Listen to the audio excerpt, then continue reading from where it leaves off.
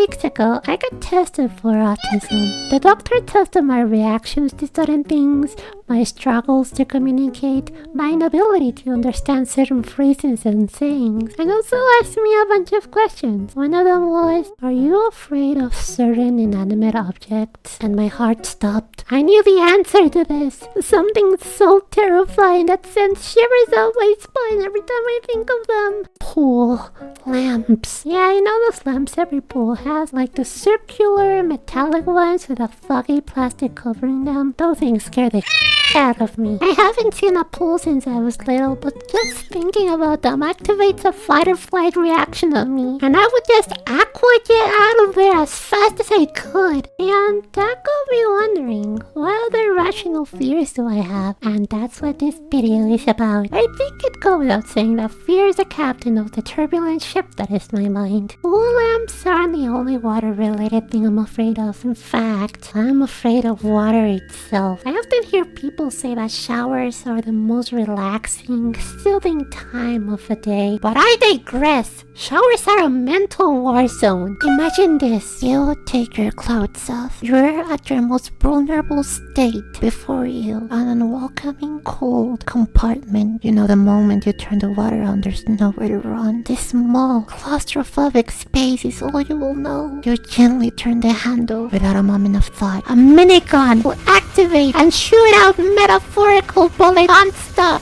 piercing your skin with the most awful feeling. First, cold, then hot, and then you're paralyzed. Your body tries to come to terms with the situation, but it can't. The pressure rises, the temperature decreases, the water drops will start sounding like screams straight from the underworld. But you have to fulfill your task. Shampoo your head, soap your butt. You slowly reach for each item, all while the shooting continues. I think I made my point. The only other activity I like is to grow pills that turn into little dinosaurs and fish in the comfort of a stool as I watch them grow. Hey, look at this car I just got. Honestly, I miss when my only fear was the meteorite that killed all the dinosaurs coming back again. Now I have way scary things to be scared about.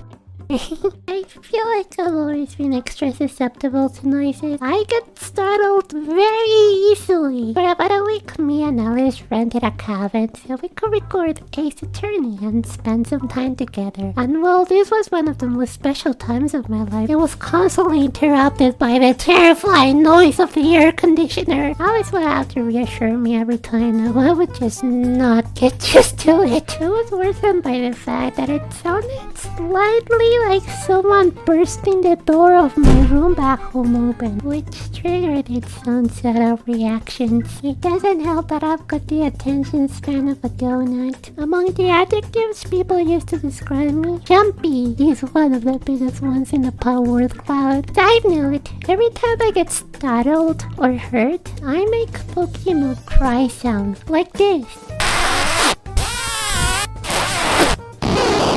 Hey, that last one sounds like Bulbasaur. I'm happy to say this Sharon has recovered quite a bit from her agoraphobia. It's still there and it's as hard to go out as it was a year ago, but I've been able to put my feet forward and slowly go out for 1 to 2 minutes a week, so maybe someday I can be less afraid of everything. And on these little ventures, I've encountered so many dogs! And get ready for this, I'm not afraid of them. Yeah, I could even bark at them back.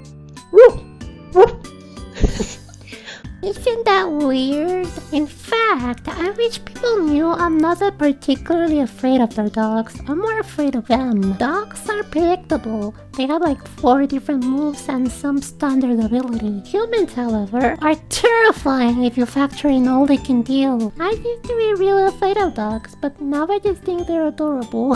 Humans, I don't think I'll ever stop being afraid of. I'll let you guess my final irrational fear for this video. Did you guess it? If you did, I'd be very surprised. Plastic bags. There's the big commercial ones that when you move them will expel a warm, gross breeze. And then there's the ones that are used to cover the spoons you receive at fast food places. That cheap, thin, ragged plastic is the worst. Something about the texture or the way that it's made just activates a fear in me so ancient. And don't get me started on the screeching, horrible noise they make when you try to open them. Everything about them is so gross and awful. Smells awful, feels awful, looks awful. It's an awful nightmare. While writing this, I came across the realization that one of my biggest fears now is to have a plastic bag over my head. Oh god, please move on, end the video. I don't know.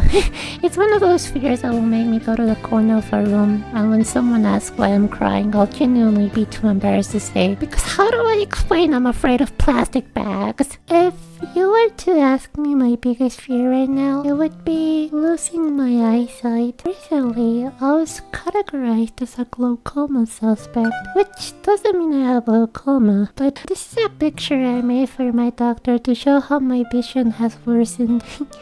But it's okay, I know I'll get treated soon. I like to cope by telling myself that I'm getting puppy cat vision, because they also have fucking limited visions. So, here's Pau's advice of the month. Do not isolate yourself in a dark room for 18 months where the only light that enters your eyes are your computer screens. You might get dry eye, or worse, I'm going insane. But that story is for another bedtime. Thanks for watching, SillyPau. Sorry if this wasn't a especially happy video.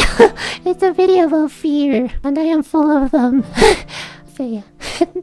As always, stay cozy and good night.